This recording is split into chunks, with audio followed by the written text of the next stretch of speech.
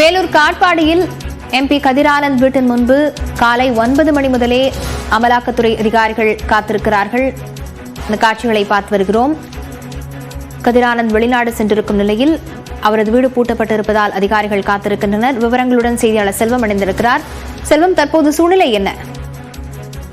கண்டிப்பாக வேலூர் மாவட்டம் காட்பாடி அடுத்த காந்தி நகர் பகுதியில் உள்ள வேலூர் பாராளுமன்ற உறுப்பினர் கதிரானந்த் வீட்டில் இன்று காலை 8:55 மணி அளவில் அமலாக்கத்துறையினர் 10 பேர் கொண்ட குழுவினர் அமலாக்கத்துறையினர் சோதனைக்காக வந்தனர்.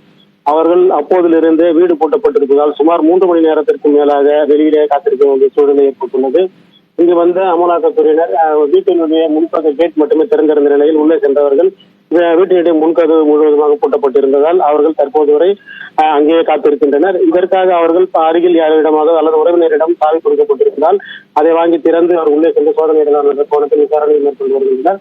அவருடைய சகோதரரிடம் துரைமுருகன் சகோதரரிடம் இருந்தால் அவரிடம் பெற்றுக் கொள்ளலாம் என்ற நிலையில் அவரிடம் விசாரித்த போது தற்போது அவரும் இங்கே இல்லை, அவரும் வெளியில் சென்றுள்ளார் என அவர்களுக்கு தகவல் கிடைத்துள்ளது.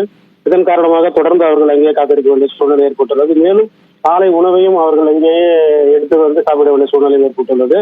இது மட்டுமல்லாமல் வேலூர் மாவட்டத்தில் மொத்தம் 4 இடங்களில் தற்போது சோதனையானது நடைபெற்று வருகிறது. திமுக பிரமுகரான பூஞ்சாலை சீனிவாசன் என்பவர் வீட்டிலும் அவருடைய உறவினர் வீட்டிலும் மேலும் வேலூர் பாராளுமன்ற உறுப்பினர் கதிரானந்துக்கு சொந்தமான கிங்ஸ்டன் பொறியியல் கல்லூரி ஆகிய இடங்களில் தற்போது வரை தொடர்ந்து சோதனை நடைபெற்று வருகிறது. மற்ற 3 இடங்களில் 4 மணி நேரமாக சோதனை நடைபெற்று வருகிறது. பாராளுமன்ற உறுப்பினர் கதிரானந்தின் முன்பு 3 மணி நேரத்திற்கு மேலாக அமலாக்கத்துறையினர் தற்போது வரை காத்திருக்கின்றனர். இந்த சூழ்நிலையில் தொடர்ந்து அவர்களுக்கு இந்த வீட்டினுடைய சாவி கிடைக்காத பட்சத்தில் ஒன்று அவர்கள் பூட்டை உடைத்து உள்ளே நுழைந்து சோதனையிட வேண்டும், இல்லை என்றால் அவர்கள் இந்த வீட்டில் பூட்டை சீல் வைத்துவிட்டு மீண்டும் இதற்கான சாவி கிடைக்கும் போதோ இல்லை அவர்கள் அங்கிருந்து வரும் சூழ்நிலையிலோ பூட்டை திறந்து அவர்கள் சோதனையிட வேண்டிய சூழ்நிலை ஏற்பட்டுள்ளது. தற்போது அமைச்சர் துரைமுருகன் விஜய் இல்லத்தில் இருந்தார், அவர் சென்னையில் உள்ளார்.